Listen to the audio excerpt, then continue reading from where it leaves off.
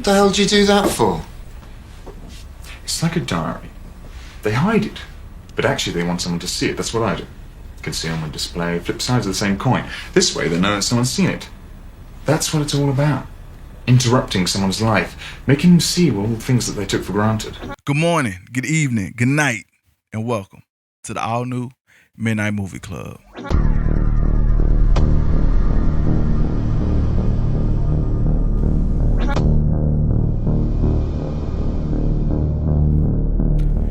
Here we go with another episode of the Midnight Movie Club. I'm your host, Lester Bro. Thank you for joining the club.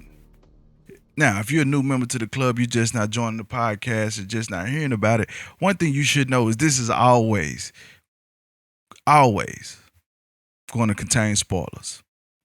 I'm not here to protect your heart, so if you hear a movie that you like coming up or you haven't seen it yet, if I mention it, more than likely I may end up spoiling it. I don't want to have to go through the time of telling y'all this thing going to get spoiled. Also, if we talk about it, it's going to be in the notes. So if you're curious, before you even get through this thing, look at the show notes and find out if we're talking about one of your movies that you plan to watch that we probably are going to spoil. This is a solo episode, So I'm here by myself, just chit-chatting. One thing I do want to say is I've been reading some unsettling news. I saw that the Batgirl is being canceled. Batgirl film is being canceled. I feel like there is kind of a missed opportunity. Now, this is being canceled due to the consolidation or merger of Discovery and Warner Brothers that became this whole thing that is changing and shifting what we loved about the HBO Max situation. This is a part of that. The HBO Max streaming platform that just boomed over the COVID and the pandemic, where really it kind of helped us kind of really enjoy the pandemic. For real. Not enjoy the pandemic, but you know, the lockdowns and everything that came with that. Like, we was able to just have some entertainment. So you had to subscribe to it and everything, but you was getting you getting an amazing backlog of documentary, amazing backlog of comedy specials. But you just got all these movies that you typically would see in theater right at home.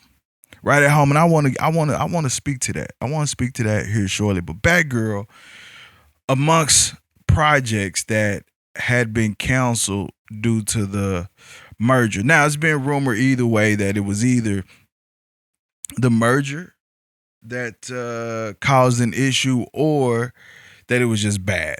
There was a lot of report that the Batgirl film was just terrible and in the early screening, so that's a part of why that counts. No one ever knows, but I'm sure at some point, if there's enough fanfare behind it, if it's enough rattling of the cages, we might get a Batgirl film. Had Michael Keaton in it. I forget who else was in it. I just know Michael Keaton was in it. And some nice stars. I mean, they said that it was a pretty hefty, roughly $100 million budgeted film. So to get rid of Batgirl is kind of like a big deal. That's a big IP to just lose. I mean, at the end of the day, why I feel like it's an opportunity missed for the simple fact that there's not, like, Batgirl hasn't been represented in the film. Now, you got them on the TV shows. You see them in different ways on the TV shows, and in ways, you know, Nolan's Batman or Dark Knight gave us a whole glimpse of what the idea of something like that could look like in terms of the beautiful thing, like, about those DC films, in my opinion, is that they I always say they were adult. They were comic book films for adults because they never really leaned hard, and some of them did, but they never really leaned hard into, like, we're making a superhero film. More often than not, it was just like a grown up adult film, not adult film in that way, but adult um I don't know the word. Adult yeah, adult stories. For comic books for adults, but adult stories where it wasn't really about like let's blow everything up. There was a degree of humanity to the villain. There was something about the villain that was enduring, where you just connected to the villain just as much as you want Batman to save him. You kind of sympathize with the villain, and that was alright. That was cool to me. That was cool to me. And so with Batgirl, who knew what villain we was gonna get from that DC Gotham world?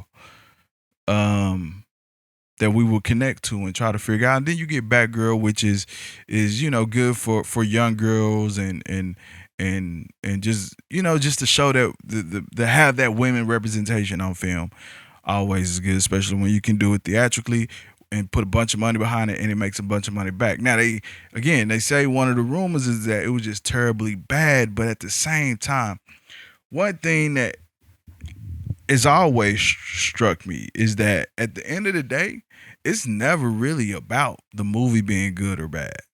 It never really is. If anything, it's usually mostly about how well you promote it, how well you get it out there, and then if that thing can now make up the money. Because if it can make the money up, it's a success, good or bad. How many films are just horrendously bad that come out? One that many people say was bad and think is bad is Texas Chainsaw. When Texas Chainsaw came out on Netflix, the newest one, I'm not sure how much it cost. There's a lot of advertising behind it. There's a lot of things that came with it, and it was by most people was a terrible film. Even for a horror standard, it was a big IP. Now, when you think about it being a big IP, and then you come back to Batman or Batgirl, it really doesn't make sense to stop what was happening there. You could still put it out, and if the chips fall where they fall, but more than likely would have made some money. I don't know long term, who knows? But a lot of these films are just about opening weekend and then what it can do for the next 3 weeks or a month. If you make a sizable amount, your big IP like the DCU, it seems like it could miss. It seemed like it couldn't miss. So it doesn't when it's even they got the Flash out there. When it's these kind of the Flash is a little different, a little off beaten path story. Batgirl, Batman, Gotham is a whole different thing. You can make anything in Gotham. You can make a fucking Commissioner Gordon film, and because it's set in Gotham and it's in there in the Batman Gotham universe, it goes a little bit farther than like your average piece. But this Warner Brother Discovery merger thing, where they're trying to they're trying to make a big run off of off of what off of getting people back into theaters. The whole point of HBO Max, when that was such, it was doing what it was doing. The whole thing about HBO Max was the fact that they wanted to get those streaming numbers, those subscribers up, and now we're in this place where it's not about the subscribers as much as it's about the getting back to that old school theater experience, which is a bad time because monkeypox is a thing. Monkeypox is a real thing, and different from COVID. All you got to do is be in the area of monkeypox juice, cooties, whatever. Someone touches something and there's something left behind. So really, we about to really find out how open we are if we back to where we were in that stage where we were still frightful about COVID. Do we really want to be in the theaters? And I don't know. I'm okay with going to the theaters. I went to the theater to see Nope, to see that film, and thoroughly enjoyed it in the theater. But I didn't go for like the big IMAX experience. I just kind of went to see the damn movie. Keep it simple. And just kind of be out in the theater again. I think I've probably been in the theater a few times, but this leaves the question for me. I think theaters are dead. I've been feeling this way for quite some time. I really, I think it's been done. I think it's been dead, and it's been marching its way that way for a while. Like when you think about it, the theater experience is such like you. I think COVID helped. COVID helped. COVID helped something that was already somewhat troubled for a while anyway.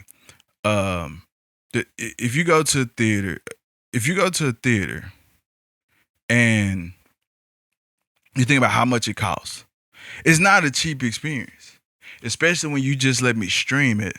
You let me stream great films for like a really long time.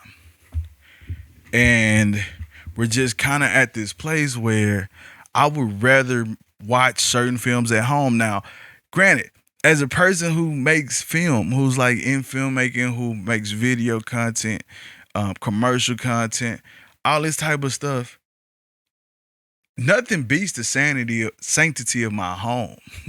Like if you tell me I can watch like some regular not regular movie, but just not, it's not a big blockbuster. I don't really need Dolby surround sound. I don't really need to be crazy. Can I just lay back, watch a movie on my TV at home the way I want to watch it? You give me that? Why do I need to go to a theater? Why should I be in a theater? The only reason I should go to a theater is for like this big movie experience. And at the end of the day, I'm not even really enjoying it because you everybody in the theater is thinking about being out of the theater. There is no real true experience to being in the theater anymore. Like the popcorn, the drink, all this type of stuff is way overpriced. And grant that's the way the theaters make money. They essentially are not making money on putting the movie in there. They just hope that if enough people come to the movie theater, they'll buy concessions and we can make some money back. But it ain't like it's just this great place to be. I don't care what anybody say. I don't care for every movie snob, for every pretentious like critic. If you said to all of them, we will give you a screening copy of every movie that's going to come out from here to the end of 2023, I guarantee most of them have no problem with taking those screeners and watching them at home. You give them a link that they can get to their TV if they got a nice situation, nice to decent situation, they're going to take that over being a theater because it's just too much. Like a genuine, and it's unpredictable. You never know if you're gonna get like the babies crying or the person that's talking or someone who laughed too much or someone who want to ask too many questions and all this type of stuff. It's too unpredictable. Like even me, I like a small theater. Like I like one in town has a director suite. So there's no reason like when I could just go stream it. If you give me this opportunity to stream, have a pillow, have my own drink, go fix food, whatever, the ability to pause and come back to it, which I understand why that may not be like the most pleasant thing for an experience, but Christopher Nolan film, you get captions. Like you get to curate your own experience. That's the beauty of watching film at home, of streaming, is I get to curate my own experience. You don't get that at the theater. Now, my caveat to this is the way theater can survive, movie theaters can survive, is to abandon the whole like we need to have the new movie thing. This is free. I'm giving this away right now. This is how they can support this whole situation, get back bustling, probably get butts and seats again. All they have to do, simple shit, is start curating movie events. Cause you don't hear about movie events. And all that is like the new Star Wars is coming out. All they have to do is say, hey, Star Wars come out on Friday. Monday, Tuesday, Wednesday, Thursday.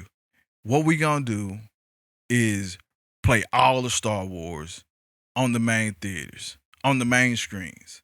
We gonna run the Star Wars. So y'all come out, dress up, make it a thing, and enjoy Star Wars in order. They can figure it out. And then at midnight on Thursday, we're gonna have an exclusive, the exclusive premiere of the new Star Wars. You gotta make it popcorn event again. And that may not always mean playing the newest joint. Cause I'm gonna watch that at home. I wanna watch it at home. But if it's a big blockbuster, sure. Or you just gotta make it an event again. Cause the places who thrived during the pandemic, when all this was going on, when we got back to streaming, was the drive-in. And the reason the drive-in thrived, one, people want to see movies. Two, I can curate my experience in my car. I don't have to worry about no one else. The only thing I had to figure out was parking. Like that was the only thing. But I'm curate. I got my people with me. I picked up takeout. Like I got everything I want in this little domain. The same. It's like my living room. That's how it was. That's how this whole thing was during the pandemic. If we got there again, like I think theaters can survive. But right now, it can't. You putting regular movies in the theater, maybe I want to watch it, maybe I'll wait. Especially when you got streaming. And if you look at the numbers and the experience, most of the time people was going to the theater just so they could get out the house. Now we know I can enjoy this at the house as an option. It's like hybrid work for jobs. Once you showed me that I did not need to be in that building, once you showed me I didn't need to be in the building, why am I in the building? Once you showed me that a lot of these things could have been emails, why are you still making meetings? Why are we still doing stuff the old way? When we've evolved, we showed you we could do it. And I think theater's dying and dead because it's trying to go back to what it was, and that just doesn't work. That's for snobs. That's for uppity, pretentious people. You may see it with like horror films. That may be a cool way to do it, but really, if you think about it, you really enjoy a horror movie at home because it's the idea that the thing that's happening on screen could be happening right now. You get to tuck up, you get to put a blanket on, like you just can curate a better experience at home. Now, granted, it's a slap in the face to the industry, the hard workers that put these movies together. At the end of the day, it's kind of like binge watching. Like all these people put all this work into making sure the sound is good, to make sure the experience, works on a movie theater screen. You got people making DCPs. It's like everything that go with making this like what it's supposed to be. It's a whole team of people making that happen. I'm not saying stop putting movies in theaters. I'm just saying theaters are dead if it continues to operate the way it operates currently. It could be better. And it's really to me, it's that simple. It's really that simple. Let me see what else could happen. Anything that's a series, anything that's a franchise, Marvel, horror movies. It's so many, because here's the other part why it can work. This is definitely a reason why it could work, because in ways studios are lazy. They're not making original content. They want to find a franchise that they can keep making and keep coming up with sequels and prequels and part 3s, 4s, 5s, and universes and all this. So you always gonna have an opportunity to continue to run several film franchises, movie franchises, and films in the theater where someone may say, "Hey, you know what? The new Predator, the Prey movie is out," which I was going to be watching, but I said I got to record the podcast. But the new Prey is out. I want to watch Predator, Predators, and Predator 2 and everything that come with the whole series. You're going to always have an opportunity to do that. And if not, you just got to hope another movie's marketing budget is cool enough that it can offset. Granted, the money. See, I personally have never been into like the whole Let me fix that. There we go. I've never really even been into the whole like this movie made this much money because it's bullshit. In the end of the day, now is this? I might be going against the grain on this, but it's bullshit. In the end of the day, if you really want to know how successful a film is, how many people saw it, count the ticket number, not the box office price. That's politics. I don't even know why they release that type of stuff. That's politics. That's how you say, oh, this movie made $50 million. Well, hell, the tickets are damn near $30, depending on what time you go, where you go. So it's always making all this money, but how many people saw it? How many people saw it? So you put a marketing budget together that say we're gonna spend $10 million. You just hoping you can make $10 million and $1 at the end of the day, which don't matter to an average viewer. So who cares? But this is how theater can come back. I think how theater can survive more so than come back. How theater can survive is by no longer trying to feed this beast of new film and put movies in the theater and all this type of stuff. Curate the movie experience, change the movie experience, make it more broader, appeal to the way we consume, and you back in there. You can survive because at the end of the day, it's always gonna be someone that say, I'd rather watch that in the theater. But don't make me feel like I'm missing something because then I'll wait. And I always said this was bound to happen when Seth I think Seth MacFarlane, not Seth MacFarlane, Seth, I can't think his name. Man, my man from Pineapple Express. He when that Chinese movie, that Korean movie came out with him and James Franco, whatever the hell you call it, motherfucker. With him and James Franco, that movie got leaked. I think that was a Sony leak or whatever, and it was all these movies came out, but that was one. And so to beat that, what they did was put it on streaming. And that at that time it was streaming through the phone, so you could go like Google Play, buy the movie, and you could stream it on TV. So it ended up skipping theater. It may have still went to the theater, but it skipped theater, and it still was profitable. It still made money. It still did well. At that was the moment that I knew things changed. Matter of fact, I've been all about this. Here's another one. I get this for free. Because movie theaters are dead. So I would be willing. So Warner Brothers, for instance, if they said, look, for $100 a month, that may be too high, but if they said something like this, $100 a month, every movie we come out with, that come out that year, you'll be able to watch for free. Not for, subscription based. Actually, here, I'll give it this. If they said for $100 a month, you'll watch every movie is free. Every movie that we come out with on our schedule through the fucking subscription. The only caveat is you won't watch it opening week. You have to wait the next week. How many people buy it? I think the same people who would rather watch it in the theater is going to watch it in the theater. I don't think they're going to be missing too many bodies if they did that and said the new releases you still have to wait a week on. And then we'll only have the new releases. And then when you watch the new release, you only get like 3 streams of it. Something crazy like that.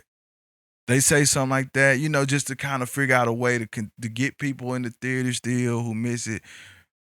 I don't think you're going to lose too much. I think it'd be worth the try to just say, let's do it that way. Lionsgate, Warner Brothers, A24, all of them do something like this. I think people be with it. The people who into like want to see new films, which we already did with fucking HBO Max. We did it. We know it works. It can happen.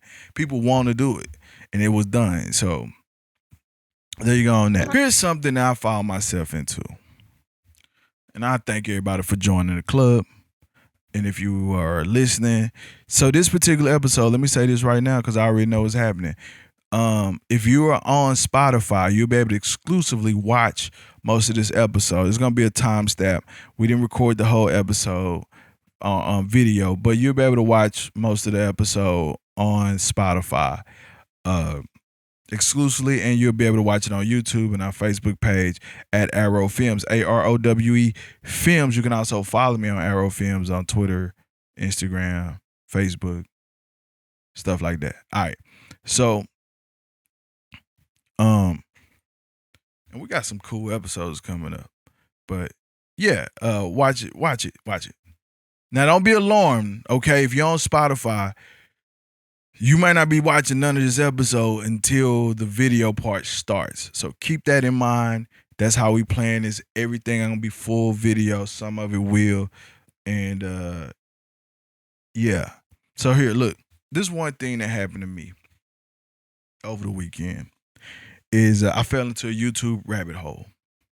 I fell into a YouTube rabbit hole. Every now and again, man, I get on YouTube and I'll get into like wanting to uh uh get into think pieces. Why did filmmakers do things that they do? I watch roundtables.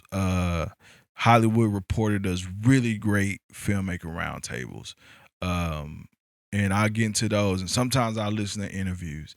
And I found myself in this damn Chris Nolan rabbit hole of filmmaking and think pieces and thought pieces. It's the worst. It's the absolute worst. I'll tell you why. Because you can get in this, you get to watch and you start listening to like the artist that is a director. You pick one. Scorsese, Spike Lee, Jordan Peele, just to name some, and Tarantino, all of them, whatever. You get into this whole thing, and people be like, why Nolan is the best at whatever the fuck it is. And I'll watch it, man. I'll be watching like 20 minutes of it. Each one. Like, I ain't saying 20 minutes all together. Each 20 minutes, 15 minutes, 7 minutes, 9 minutes, 30 minutes. Interviews, think pieces, thought pieces. They start breaking down Interstellar. They start breaking down Memento. They start talking about how he made his first film for $3,000. Just going to this whole thing of how he did stuff. And I get into it and I really enjoy it. Then after a while, I start to watch with my pinky in the air. I'm just like, yes, Nolan did this because he was thinking about his life as a child. And as a child, he knew like he could never afford film school. So what he would have to do is mow grass to make money to do favors for someone who would let him borrow a camera. And you get into this whole thing of like I said, pretentiousness, where you start making them, I think this one, the last one I watched was like, you too could make a film for $3,000 and be an auteur like Chris Nolan. Are you the next Chris Nolan? And then I'm sitting up like, am I the next Chris Nolan? The answer is no. The answer is no. Obviously, the answer is no. But the issue is, to me, is that a lot of people, and I've been in these circles, I've been in these rooms, I've been a part of these discussions where other filmmakers take themselves a little too seriously. Like I've sat in interviews, I've interviewed people who like take it a little too seriously, which is fine. I'm not even knocking taking it seriously, and that's okay to feel like you have the auteur passion that you can rifle off directors' names and cinematographers and sound designers and all these parts and pieces that make up a good crew for film, and underappreciated talent, from the editors all the way down to grip, all the way to set design and cinematographers and things like this. And that's okay. You can have those conversations, but there's a point of this, like when you're in this amateur level and you're in this kind of aspiring level where it's a little much. It's a little much. It's too much to me to be thinking like that. To be thinking in a way where you take the fun out of it. You're forcing the art into the artwork. The beautiful thing about art is that when you're making the art, you're making art. Like, you're making it. You're doing it. And when I was watching the videos and I was having this crisis within myself of, am I Christopher? I'll never be as good as Christopher Nolan. Christopher Nolan, one of the greatest people of all time. He made Dark Knight, made Dark Knight Rises, he made comic book movies serious. So he made him a bunch of money so he can make some of this bullshit he be making sometimes that you can't hear. And like, I love Chris Nolan. I really do. He's like one of those guys to me. I really do love Christopher Nolan's work. But at the end of the day, just, I make art too. I was an artist. I studied art. I went to high school for art, and I continue to make art to this day. And I'm talking about paintings and stuff like this. And I remember telling a friend of mine, this is one thing that people don't know about artists. You go to a museum, you go to a show in a gallery, and you always see, people not touching the art, not, respectfully, not saying that they want to touch it, but they're not touching the art. It's a real precious way that we treat art. I'm sitting in my living room right now, and I can tell you, I have art just leaned against the wall. Just leaned against the wall. I throw it to the side. I don't really fucking treat it like this precious piece like we do in galleries and things like that. And that's normal. That's normal to see. Like, you see that quite a bit where people are treating the art better than the artist treat the art. They think more about the art than the artist thinks about the art. And in ways, as an artist, you do the baggage of your life you put into the work. The baggage of your life you always put into the work. It just happens subconsciously. It's in the back of your mind. You're not thinking about it. You're just doing. You're just creating. You're just making. But other people may be able to recognize that. Oh, he did this because of this. He did that because of that. He grew up in the slums. That's why you always see slums in his work. And I can also tell you that we are practiced in bullshitting. We are practiced in bullshitting because no one wants to hear the artist go on stage or get in front of a crew or speak to a group and say, yeah, I just did it because I thought it was dope. No one wants to hear that. No one wants to they want to think that there was so much more to it. I could pull out any piece of artwork in my home and talk about it for 20, 30 minutes. But a lot of it was that I just thought it was dope. I just thought this would be a cool thing to do. You come up with an idea and a concept and you're serious about it. There is a self-pretentiousness. You do take yourself serious about the themes, the concepts, and stylistic choices that you make. But in general, some of the times the people, when they talk about the art that you make, they will talk about a line stroke. They will talk about a cut. They will talk about an edit, a color choice, and act as if, or think as if that we put a lot of thought of it, and we really didn't. It was just one of those things like, you saw it and thought, damn, this shit was dope.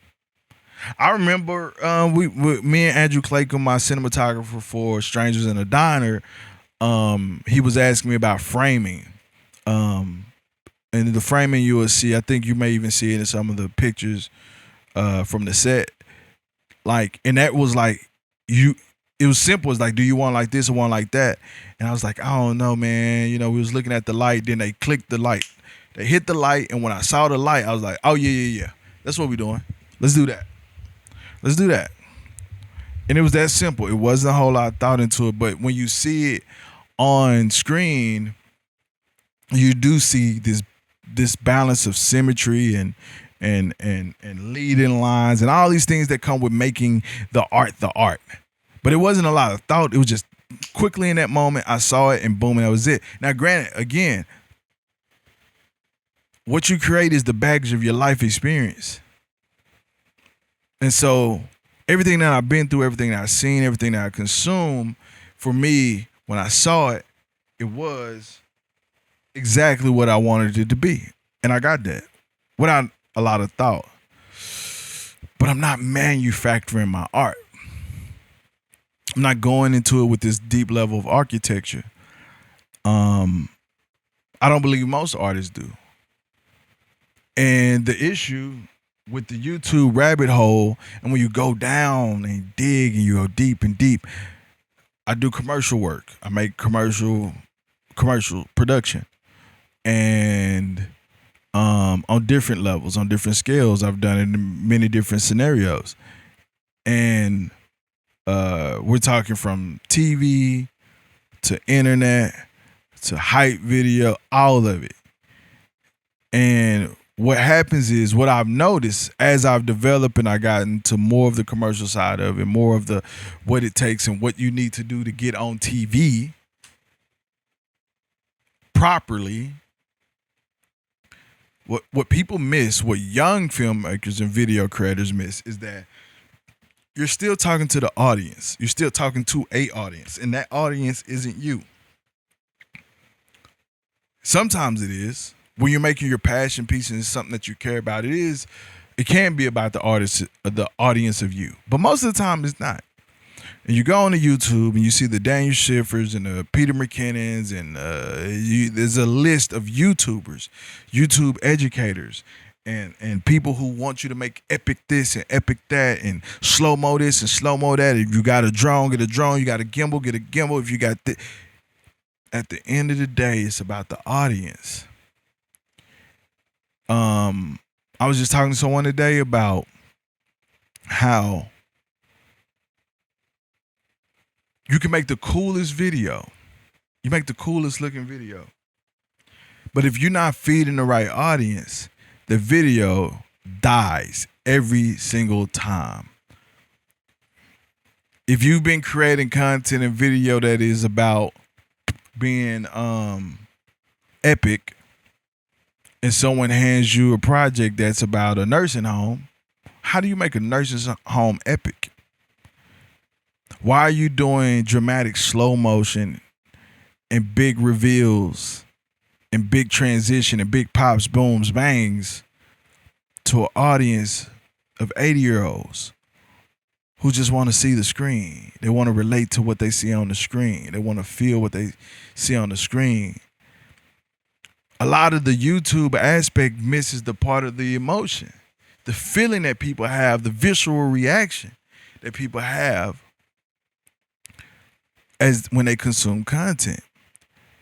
They're making video for other video makers. They're making content for other content creators. But they're not making the thing that the audience that they're meant to serve is wanting. So very often I see someone going, we want a commercial that does this, is that. And what I do, I go study, research what does the industry there's an industry norm. What does the industry normally do, and where is my competitive advantage? You do a commercial for a restaurant, you got two different kinds. Is it a mom and pop? Sure. But does that mom and pop necessarily need dramatic B-roll looking style things? Or does that mom and pop need to feel like a mom and pop? You gotta know who that audience is. Who do they want to serve? Who are you? And should you be serving? And so very often people miss that mark. They miss it. And that's the danger of the YouTube rabbit hole. If you go too far as a filmmaker, you start to forget how to make the art. Your natural reaction of what's good and bad and what makes you feel, what makes people feel, gets lost because you're trying to be Chris Nolan. You're trying to be Tarantino. You're trying to be Scorsese. I'm me. I make what I make. I love Scorsese. I love Hitchcock. I love Jordan Peele. I love Spike Lee. But I'm me. And so as video makers, as content creators, as filmmakers, as storytellers, and all these different things that we proclaim we are, when you start feeding the YouTube rabbit its lettuce, you get lost and you become what they are. Good to know technique.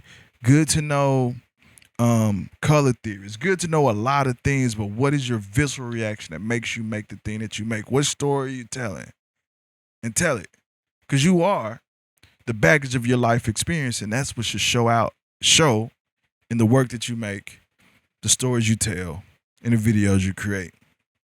With that said, I'm about to get out of here and go watch Prey because I've been wanting to watch that. And maybe next week we talk about it. Let me see if I can find somebody who's talked about it. Actually, next week we're going to run an interview. But I'm going to find someone who wants to talk about Prey, and we're going to spoil the fuck out of it. We're going to spoil the fuck out of it. Follow me on all the social medias, arrowfilms.com. Thank you for joining the Midnight Movie Club. Oh, hold on. I want to do it different. Here we go. Thank you for listening to the all new Midnight Movie Club. And until next time, thanks for joining the club.